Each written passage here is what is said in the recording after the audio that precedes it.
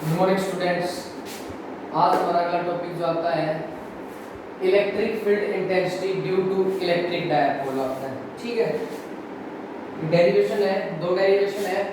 Electric field intensity निकालनी है due to किसके कारण निकालनी है, इलेक्ट्रिक डायपोल के कारण निकालनी है। एक तो एक्सियल लाइन के ऊपर निकालनी होगी और दूसरा इक्वेटोरियल लाइन के ऊपर निकालनी होगी। ठीक है, तो सबसे पहले हमें नाम से पता चल रहा है इलेक्ट्रिक फील्ड इंटेंसिटी निकालनी है। ठीक है, सिर्फ दो ही स्टेप में पूरा डायरेक्शन कंप्लीट हो जाएगा। देखो पहला स्टेप क्या लेके चलना है कि इलेक्ट्रिक फील्ड इंटेंसिटी निकालनी है ना, electric field intensity due to electric dipole. तो इलेक्ट्रिक फील्ड इंटेंसिटी क्या होती है, 1/4 pi epsilon naught q by r square. पहला तो ये फार्मूला याद होना चाहिए आपको इलेक्ट्रिक फील्ड इंटेंसिटी का, जो कि कल हमने ड्राइव किया था। ठीक है, ड्यू टू इलेक्ट्रिक डायपोल के कारण निकालनी है। ठीक है, इलेक्ट्रिक डायपोल के कारण निकालनी है, यानी कि इलेक्ट्रिक डायपोल को लेके चलना पड़ेगा।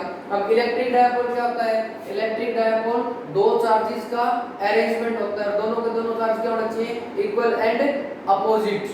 ठीक है, और उनके बीच का डिस्टेंस 2a, यही था ना इलेक्ट्रिक डायपोल। तो यानी कि इस टर्म का यूज हमें करना पड़ेगा इस डेरिवेशन के अंदर। और फॉर्मूला कौन सा अप्लाई करना पड़ेगा, इलेक्ट्रिक फील्ड इंटेंसिटी वाला। अब बात आती है, पहला जो डेरिवेशन है वो एक्सियल लाइन के ऊपर निकालना है और दूसरा इक्वेटोरियल लाइन के ऊपर।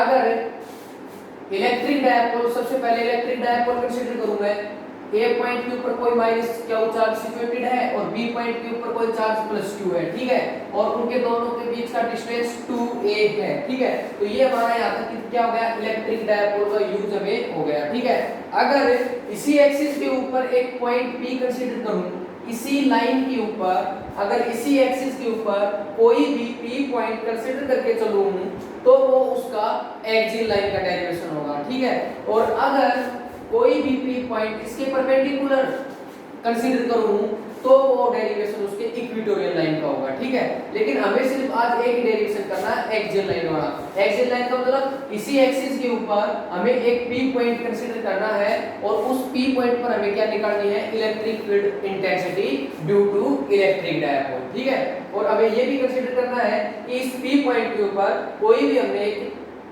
चार्ज सिचुएटेड कर रखा है, और कौन सा चार्ज सिचुएटेड कर रखा है, यूनिट टेस्ट पॉजिटिव चार्ज। ठीक है, कोई भी यूनिट पॉजिटिव टेस्ट चार्ज हमने इसके ऊपर कंसीडर कर रखा है, यानी इसके ऊपर कोई भी प्लस चार्ज हमने कंसीडर करके चल रखा है। ठीक है, तो इस p पॉइंट के ऊपर हम क्या निकालेंगे, हम इलेक्ट्रिक फील्ड इंटेंसिटी। ठीक है, तो देखो a पॉइंट पर -q, b पॉइंट पर +q, बीच के डिस्टेंस का 2a, सेंटर o, और p पॉइंट कंसीडर किया हमने, और O से लेके P पॉइंट तक का जो डिस्टेंस है वो हमने R कंसीडर किया। ठीक है, O से लेके P तक का डिस्टेंस हमने R कंसीडर किया है। ठीक है, अब हमें इलेक्ट्रिक फील्ड इंटेंसिटी E1 का जो डायरेक्शन है वो इस साइड है, E2 का डायरेक्शन इस साइड है। ये कैसे हुआ, देखो मैंने क्या बताया, P पॉइंट के हमें ऊपर कौन सा चार्ज कंसीडर कर रखा है, प्लस चार्ज।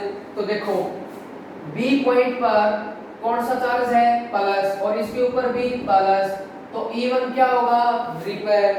ठीक है, A के ऊपर कौन सा चार्ज है, -q, और P के ऊपर कौन सा चार्ज है, प्लस, तो E2 क्या होगा, इसकी तरफ अट्रैक्ट। ठीक है, ये समझ में आया, E1 की डायरेक्शन और E2 की डायरेक्शन अपोजिट मिल गई।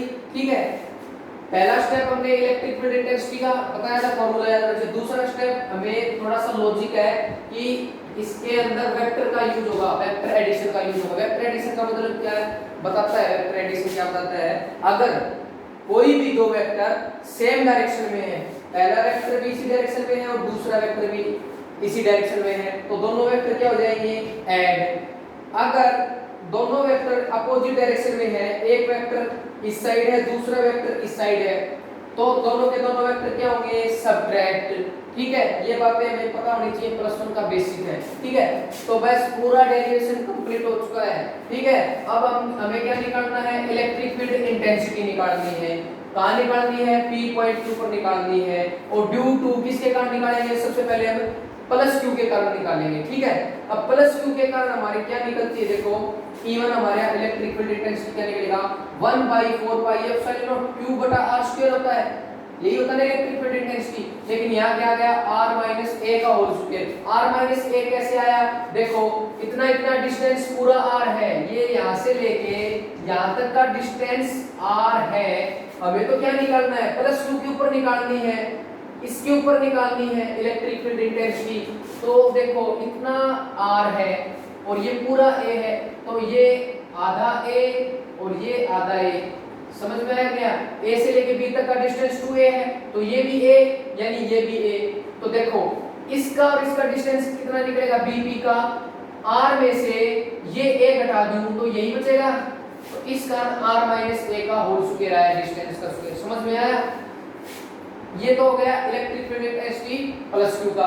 अब देखो electric field intensity p point पर ही निकालनी है, लेकिन किसके कारण, माइनस q के कारण, माइनस क्या हुआ है चार्ज के कारण। अब देखो वही बात 1/4 पाई एप्सिलॉन नॉट q बटा में r स्क्वायर, डिस्टेंस यहाँ क्या बना है, देखो इतना इतना कितना हो गया r और प्लस a, आगे भी रहेगा ना, हम माइनस q के ऊपर निकालने लग रहे हैं, तो r प्लस a का होल स्क्वायर। ये क्वेश्चन नंबर 1, ये क्वेश्चन नंबर 2, ठीक है। अब यहाँ पर वेक्टर का यूज हो गया, इलेक्ट्रिक फील्ड इंटेंसिटी का फॉर्मूला यूज हो चुका है। दूसरा मैं निकालता था वेक्टर, वेक्टर में मैंने क्या करता था, अगर दो वेक्टर अपोजिट डायरेक्शन में है तो उनका रिजल्टेंट क्या निकलेगा, सब्ट्रैक्ट, सब्ट्रैक्ट करने पड़ेंगे अगर अपोजिट डायरेक्शन में है। तो देखो E1 इस डायरेक्शन में, E2 इस डायरेक्शन में, दोनों क्या हो गए अपोजिट, तो क्या होगा, सब्ट्रैक्ट होगा दोनों वेक्टर का, दोनों वेक्टर का सब्ट्रैक्ट कर दो, E1 माइनस E2, E1 का वैल्यू ये रहा, E2 का वैल्यू ये रहा। बाकी सारा मैथमेटिक्स है, हमारा फॉर्मूला ड्राइव हो चुका है लगभग, लेकिन फिर भी समझा देता हूं।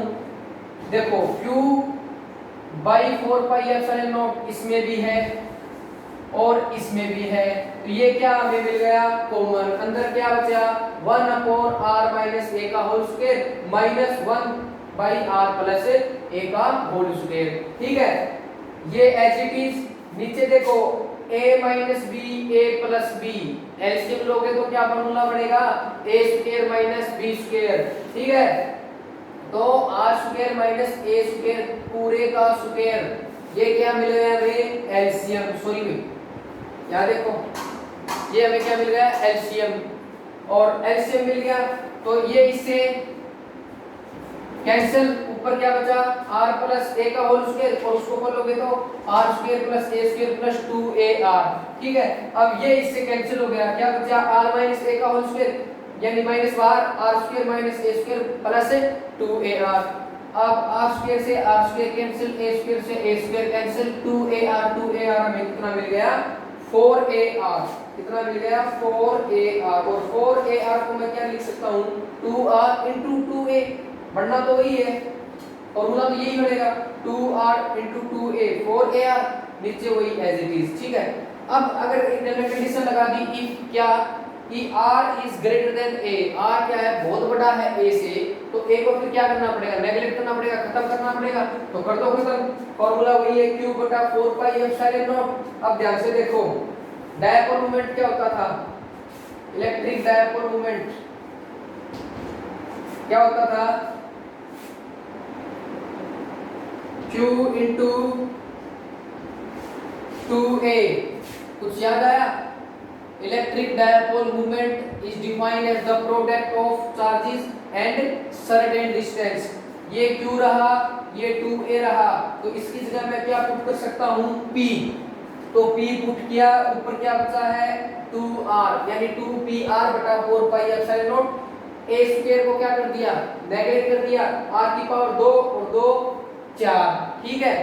अब देखो एक पावर कट गई तो क्या बचा, 1/4 पाई एप्सिलॉन नॉट 2p/r³, तो जो हमें चाहिए था वो हमें मिल गया, ठीक है। तो electric field intensity due to electric dipole क्या निकला, 1/4 पाई एप्सिलॉन नॉट 2p/r³, ठीक है। ये हमारा फुल डेरिवेशन है, ये सारा के सारा मैथमेटिक्स है। अगर किसी भी प्रकार की कोई दिक्कत आए तो प्लीज कमेंट कर दीजिएगा, पूछ लीजिएगा, बाकी कुछ नहीं है, सिर्फ हमें दो स्टेप याद रखने हैं। पहला स्टेप क्या, कि इलेक्ट्रिक फील्ड इंटेंसिटी का फॉर्मूला क्या होता है, 1/4 पाई एप्सिलॉन q/r², और दूसरा वेक्टर वाला लॉजिक याद रखना है, अगर सेम डायरेक्शन में है तो वेक्टर ऐड होंगे और डिफरेंट डायरेक्शन में है तो वेक्टर सब्ट्रैक्ट होंगे। बस ये दो ही स्टेप हमें यूज करने हैं, फुल डेरिवेशन हमें मिल जाएगा, बाकी सारा का सारा मैथमेटिक्स है। यहाँ एलसीएम लेके कर रखा है, कॉपी में बैठ के आराम से सोल्व करके देखना, फिर भी समझ नहीं आता है तो पूछ लेना, कोई किसी प्रकार की दिक्कत नहीं है, ठीक है। Thank you.